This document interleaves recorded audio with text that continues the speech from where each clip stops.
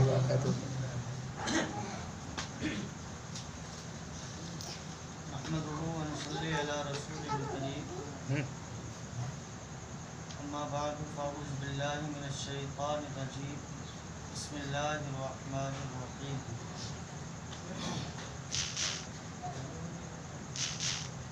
ألا إن أولياء الله لا خوف عليهم ولا هم يحزنون. صدق الله العلي العظيم وصدق رسوله النبي الأمين الكريم. آئیے مراد کو سننے اور سنانے سے پہلے عرض معروف سے قبل آقا انعامدار مدنی تاجدار دونوں عالم کے مالک و مختار حضور فخر موجودات نبی آخر السماء علیہ الصلاۃ والتسلیم کی بارگاہ مقدسہ میں ہم سب حضرات مل کر کے درود پاک کا ہدیہ پیش کریں. اللہم صلی علی سیدنا مولانا محمد و علی سیدنا مولانا محمد و علی سیدنا مولانا صلی اللہ تعالی علیہ وسلم. صلاۃ و سلام علیک یا رسول اللہ صلی اللہ تعالی علیہ وسلم.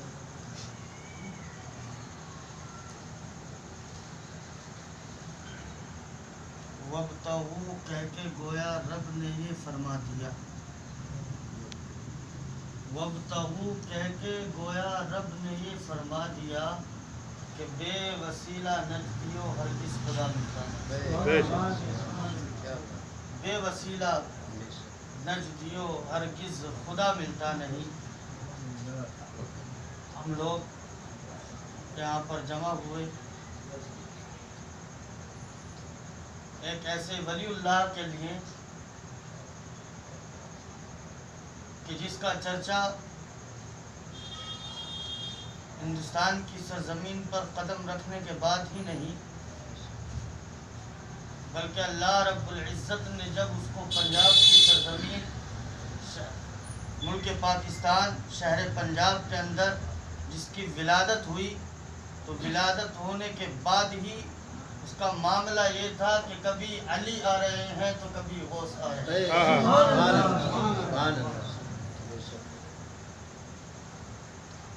اور یہ سلسلہ چند دنوں تک یا چند مہینوں تک نہیں بلکہ علماء فرماتے ہیں یہ مشائخ تاریخ نقشبندیہ کے اندر موجود ہے، مجمع الکرامات کے اندر موجود ہے.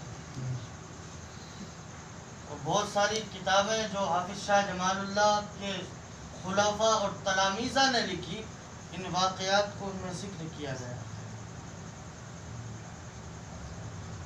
ایسا روحانی معاملہ اور ایسا فیض غوث اعظم کا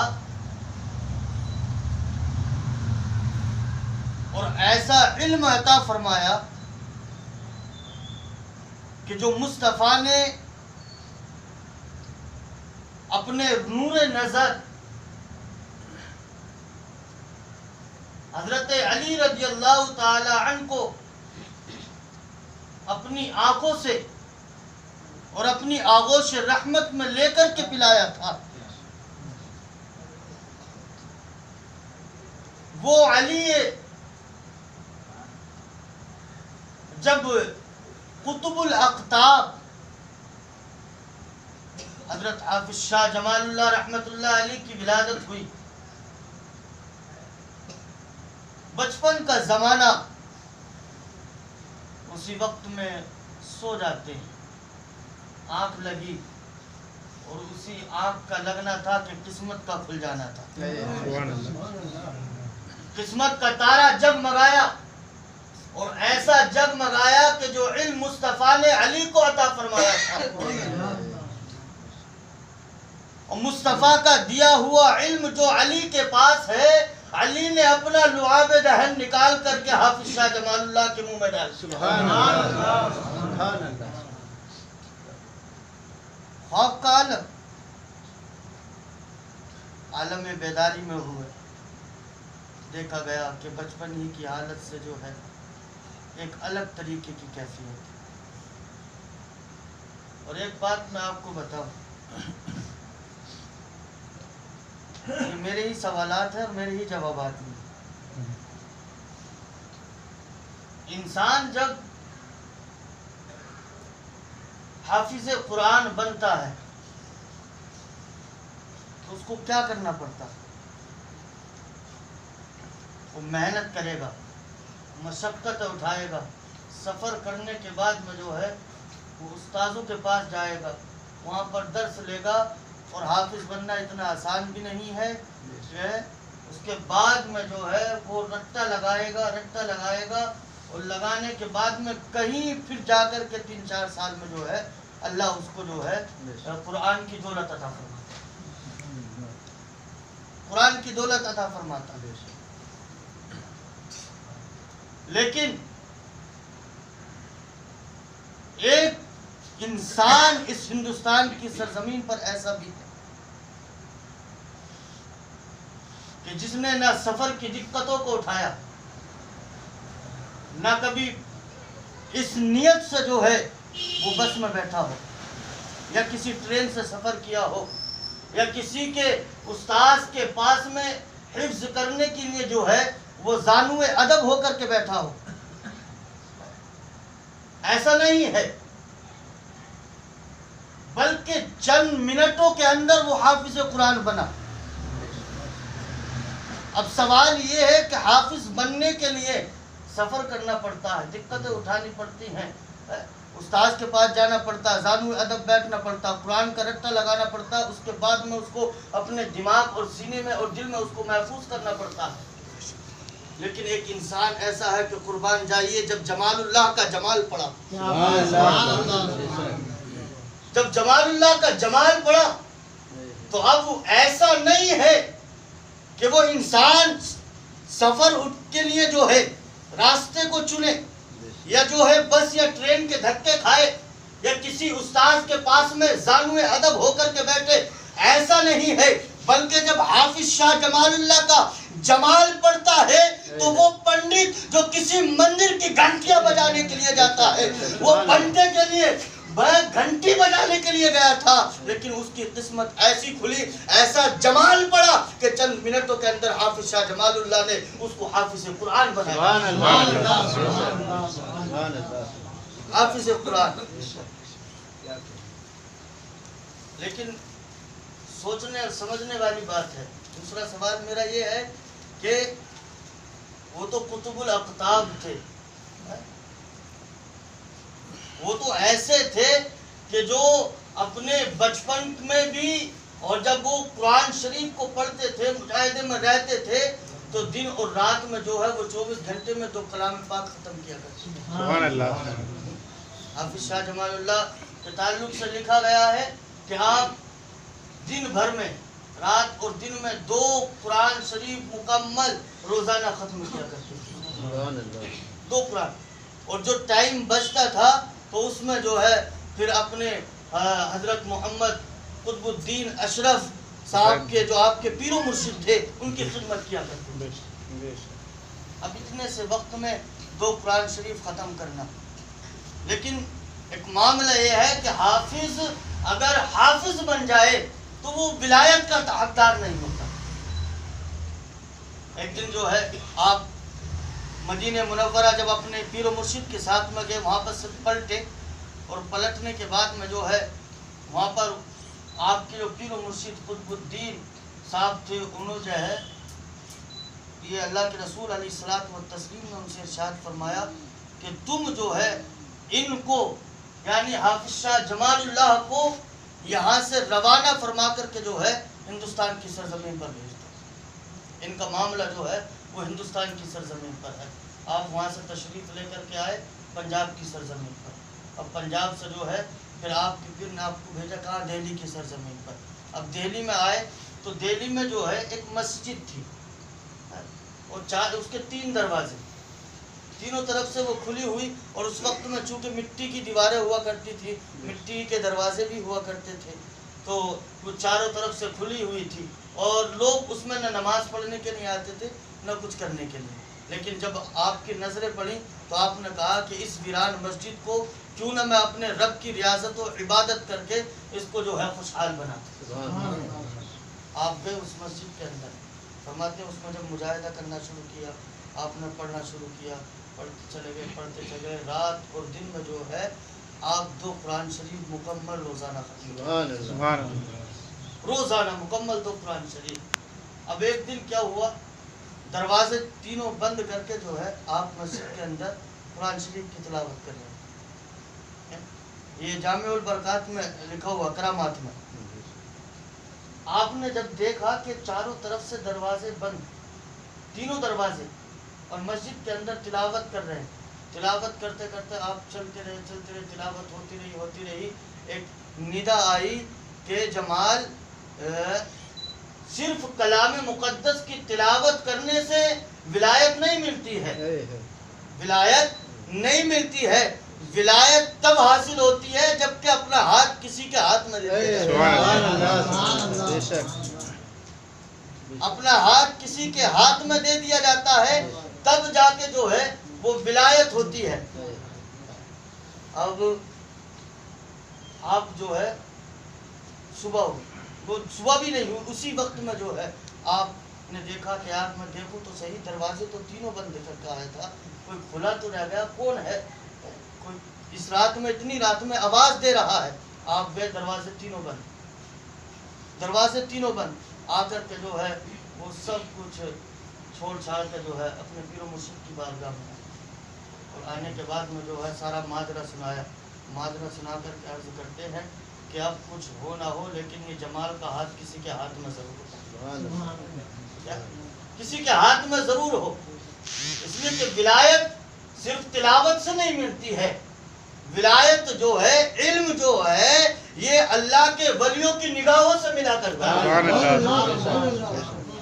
نگاہ ولی میں وہ تاثیر دیکھی، بدلتی ہزاروں کی. جو دل میں ہو ذوق یقی پیدا، تو کرتی ہم نے ہزاروں کی زنجیر دی.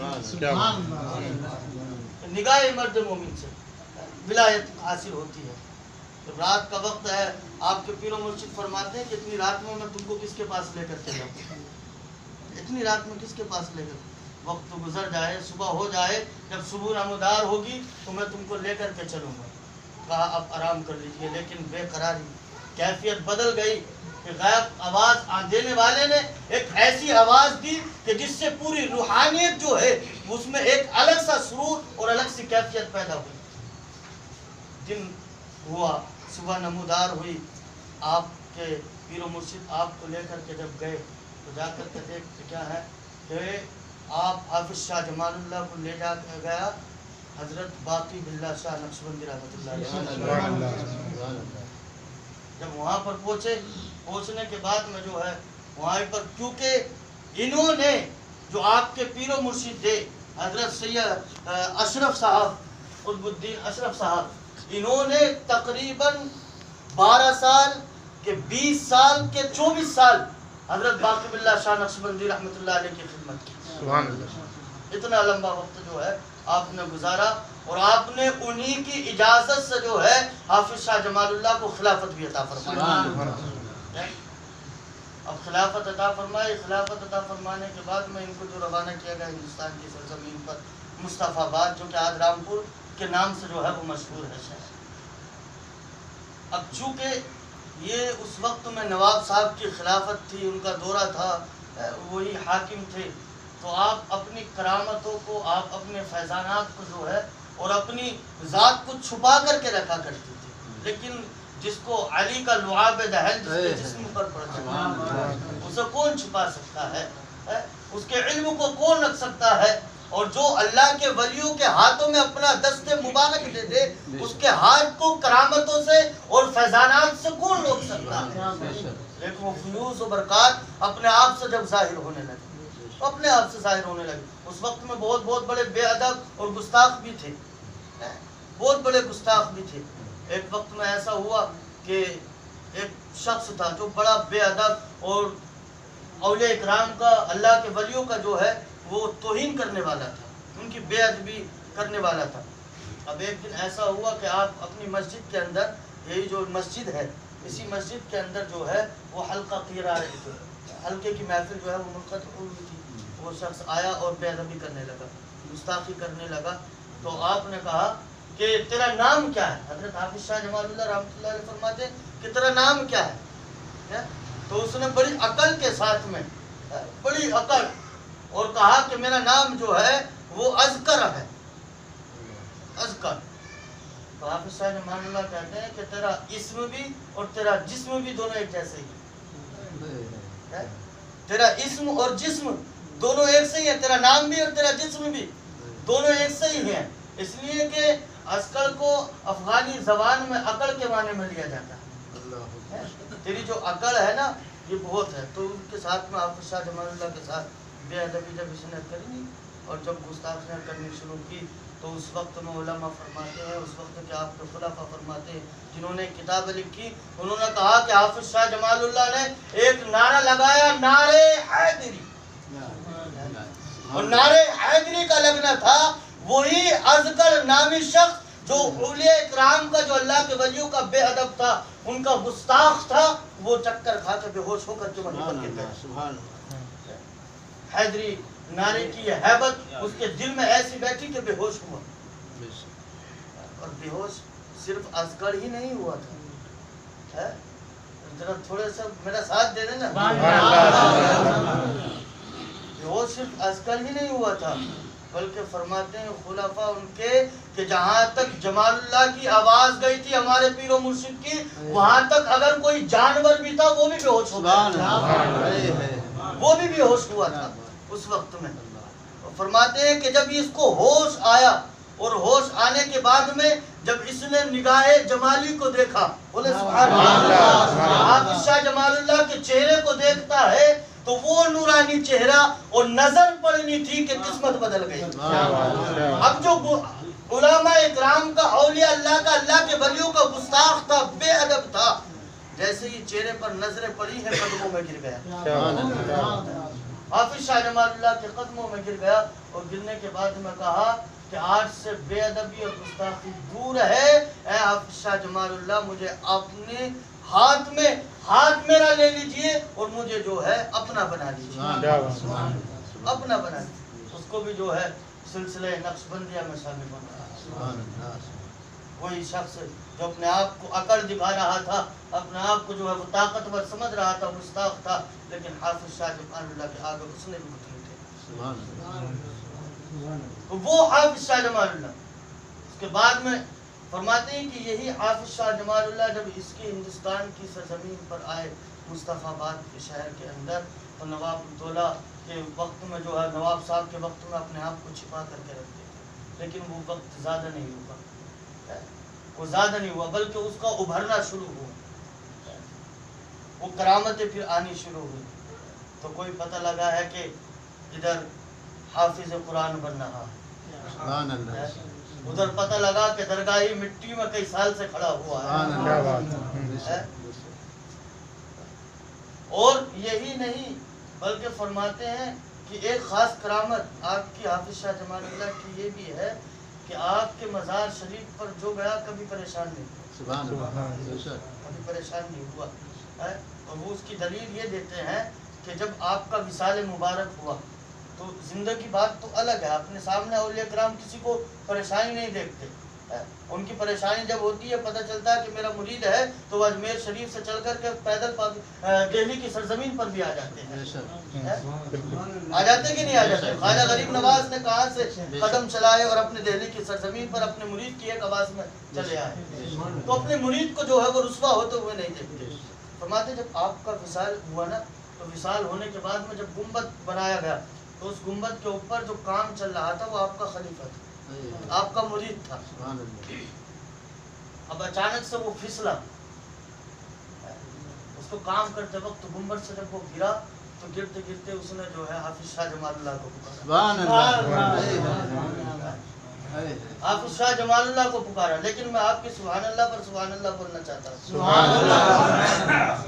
حافظ شاہ جمال اللہ کو پکارا، گرتے ہوئے گنبد سے نیچے گر رہا، لیکن فرماتے ہیں آپ کے مریدین کے قسم خدا کی، ہمیں خدا کی قسم ہے، اپنے پیر کی قسم ہے کہ وہ آپ کا مرید گنبد سے نیچے نہیں آیا، اس سے پہلے حافظ شاہ جمال اللہ نے آ کے اس کو بچایا۔ سبحان اللہ، یا رسول اللہ، زندہ باد۔ حافظ شاہ جمال اللہ نے اس کو بچایا۔ تو ایسا شخص اگر کسی کو حافظ قرآن بنا دے تو اس میں کوئی تعجب والی بات نہیں، تعجب والی بات نہیں۔ لیکن پھر ایک سوال یہ ہوتا ہے کہ آپ یہ بتائیے کہ جب حضور حافظ شاہ جمال اللہ رحمۃ اللہ علیہ کی بارگاہ میں اس پنڈت کو لایا گیا تو پنڈت ہی کیوں کھلایا گیا؟ پنڈت ہی کیوں آیا سامنے؟ کچھ لوگوں نے یہ بھی کہا کہ وہی نظر آیا تھا پہلی نظر میں، پہلی نظر میں صبح کی وہی نظر آیا تھا اس لیے اس کو لایا گیا۔ لیکن میرا جواب یہ ہے، میں یہ کہنا چاہتا ہوں کہ ہو سکتا تھا کہ کوئی دوسرا کہنے والا یہ بھی کہہ سکتا تھا کہ ان کا تھا، پہلے سے ہو سکتا تھا، کیا بات، ان کا تھا پہلے سے ہو سکتا تھا، لیکن پنڈت کو لایا گیا اور ایسے کو لایا گیا جو کہ گھنٹی بجانے والا ہے، وہاں پر کوئی انکار ہی نہیں کر سکتا۔ کیا بات۔ دوسرا سوال میرا یہ ہے کہ صرف حافظ ہی کیوں بنائے؟ آپ تو ایسے گھرانے سے تعلق رکھنے والے ہیں کہ اگر اپنا ہاتھ پڑھاتے ہوئے بھی ڈال دیں دریا کے اندر تو 12 برس کی کشتی کو نکال دیں۔ کیا بات، خاندان غوث اعظم سے ہے نا حافظ شاہ جمال اللہ، بولے نا سبحان اللہ۔ آپ کا تو معاملہ یہ ہے کہ اگر آپ کے دادا اپنا ہاتھ اگر اپنی آستین میں ڈالیں تو وہ آستین میں ڈالنا نہ ہو بلکہ ڈوبی ہوئی کشتی کو جو 12 برس کی ڈوبی ہوئی ہے اس کو نکالنا تھا۔ کیا بات۔ اور آپ تو ایسے خاندان سے تعلق رکھنے والے ہیں جن کا معاملہ یہ ہے کہ جن کے تعلق سے کہا گیا انا مدینۃ العلم والی جلبابھا، اگر میں علم کا شہر ہوں تو علی اس کا دروازہ ہے۔ آپ تو ایسے سے تعلق رکھنے والے ہیں، ایسی ذات سے آپ کا تعلق ہے، اور آپ کا تو معاملہ ایسا ہے کہ آپ کے دادا حضرت علی کے پوتے ہیں، اور حضرت علی کا معاملہ تو ایسا ہے کہ وہ سرکار کے خلیفہ بھی ہیں، داماد بھی ہیں، اور ایسا معاملہ ہے کہ سرکار علیہ الصلوۃ والتسلیم کی آغوش رحمت کے پلے ہوئے بھی۔ سبحان اللہ۔ تو پھر آپ نے صرف حافظ ہی کیوں بنایا؟ آگے بھی بڑھنا چاہیے تھا۔ بولے آگے تو بڑھ جاتے، ہمارے ہاں کمی نہیں ہے، اس لیے کہ غوث اعظم کی بارگاہ میں جب آیا گیا کہ فلاں جگہ کا ابدال کا انتقال ہو گیا ہے، ہمیں ابدال کی ضرورت ہے، تو جبہ چرانے والا چور آیا تھا لیکن ابدال بن کر کے واپس گیا، ابدال بن کر کے واپس گیا تھا۔ تو اب تمہارا معاملہ تو یہ ہے، پھر حافظ ہی کیوں؟ میرا جواب بھی یہی ہوگا کہ اس وقت میں ضرورت تھی صرف حافظ بنانے کی، کیا بات۔ وہاں ابدال کی ضرورت تھی تو ابدال بھیجا گیا تھا، یہاں پر حافظ کی ضرورت تھی، حافظ بھیجا گیا تھا۔ اگر یہاں پر ابدال یا اقطاب کی ضرورت نہ تھی بلکہ غوث کی ضرورت ہوتی تو یہ حافظ شاہ جمال اللہ رامپور سے غوث بھی بھیجتا ہوتا، غوث بھی بھیجا جاتا، لیکن نہیں بھیجا گیا، صرف حافظ کو ہی جو ہے بنا کر کے، حافظ بنا کر کے جو ہے اس کو روانہ کر دیا گیا۔ اور آگے چلیں، یہی حافظ شاہ جمال اللہ رحمۃ اللہ علیہ، بس 5 منٹ بعد اس کے بعد میں انشاءاللہ حافظ شاہ جمال اللہ رحمۃ اللہ علیہ حافظ قرآن بنایا۔ حافظ قرآن بنانے کے بعد میں اس کو جو ہے وہ 30 پارے مسلسل طریقے سے سینے میں پیوست کر حافظ بنا کر کے مصلی پہ بھی کھڑا کرا دیا، تراویح بھی پڑھا دی۔ لیکن یہ ہو کیسے سکتا ہے؟ ایک ویڈیو بھیجی تھی میرے پاس میں ابھی ہمارے بھائی نے، تو اس میں جو ہے حافظ شاہ جمال اللہ کے یہاں پر درخت لگا ہوا ہے اس کا، وہ بھی آپ کے مریدین نے لگایا اور بڑے بزرگ ہیں، میرا نام یاد نہیں آ رہا ان کا، لیکن تو اس میں جو ہے وہ چلتا رہا تو چونکہ وہ لائیو تھا تو اس میں جو ہے ایک خبیث نے جو ہے کمنٹ کیا، اس میں کیا لکھا کہ یہ پیڑ گر جائے اور اس میں آگ لگ جائے اور یہ ختم ہو جائے، یہ پیڑ گر کر کے ختم ہو جائے اور اس میں جو ہے آگ لگ جائے۔ کوئی کسی طریقے کے جواب دے رہا تھا، کوئی کسی طریقے کے جواب دے رہا تھا، لیکن ہمارا جواب کچھ الگ طریقے سے ہے، اور ہمارا جواب یہ ہے کہ پیڑ اکھڑتے نہیں ہیں جو بزرگ کے ہاتھوں سے لگائے جاتے ہیں۔ وہاں پر حافظ شاہ جمال اللہ کے مرید کا ہاتھ لگا ہوا تھا اس پر، اور وہ ایسا درخت ہے کہ جب سے لگا ہے سوکھا تو ہو گیا ہے لیکن گرا نہیں، اس میں چھید تو سوراخ تو ضرور ہو گئے ہیں لیکن گرا نہیں ہے. ہم یہ کہتے ہیں کہ بھائی تو اس کو اکھڑنے کی بات کر رہا ہے کہ یہ اکھڑ جائے, گر جائے, اس میں آگ لگ جائے. میں کہا یہ تو مرید کا ہاتھ ہے. اس جیسے کارنامے ہمارے پاس ہزاروں ہیں. ہمارا لگایا ہوا درخت اکھڑتا نہیں ہے, ہمارا لگایا ہوا درخت اکھڑ کر جاتا ہے. یہ دیکھیے اکھڑا نہیں جاتا ہے, وہ خود سے اکھڑ کر کے آتا ہے. اور جب آتا ہے تو ایسا آتا ہے کہ مصطفیٰ کو سلام کرتا ہے. وہ مصطفیٰ کو سلام کرنے آتا ہے, خود سے نہیں اکھڑتا ہے. اور ہم کہیں گے وہ مصطفیٰ کو سلام کر کے واپس ویسے ہی جا کر کے پیوستگی ہو جاتا ہے, ویسے ہی واپس لگ بھی جاتا ہے. یہ مصطفیٰ کو سلام کرنے کے لیے پیڑ اکھڑا لیکن یہاں لگایا گیا, اور ایسا لگایا گیا کہ اگر رامپور کی سرزمین پر لگا تو سوکھا تو ہوا, چھید تو ہوئے, سوراخ تو ہوئے, لیکن آج بھی الحمدللہ اس کی ٹہنیوں پر پھلاتے ہوئے نظر آتے ہیں. اور یہی نہیں, دہلی کی سرزمین پر جا کر کے آپ دیکھیے حضرت حافظ شمس الدین صاحب کو, افتادی کو, کہ جنہوں نے درخت لگایا بالکل ویسے ہی درخت سوکھا تو, جڑیں تو سوکھ گئی لیکن آج بھی اس درخت پر پھلاتے ہوئے نظر آتے ہیں. آپ کس چیز کی بات کر رہے ہیں؟ اس کو آگ لگانے کی بات کر رہے ہیں. ہمارا معاملہ تو یہ ہے, ہمارا کہنا تو یہ ہے, ہمارا عقیدہ تو یہ ہے کہ جس خشک چیز کو ہمارے بزرگ ہاتھ لگا دے وہ جو ہے تر و تازہ ہو جایا کرتی, وہ تری میں بدل جایا کرتی ہے.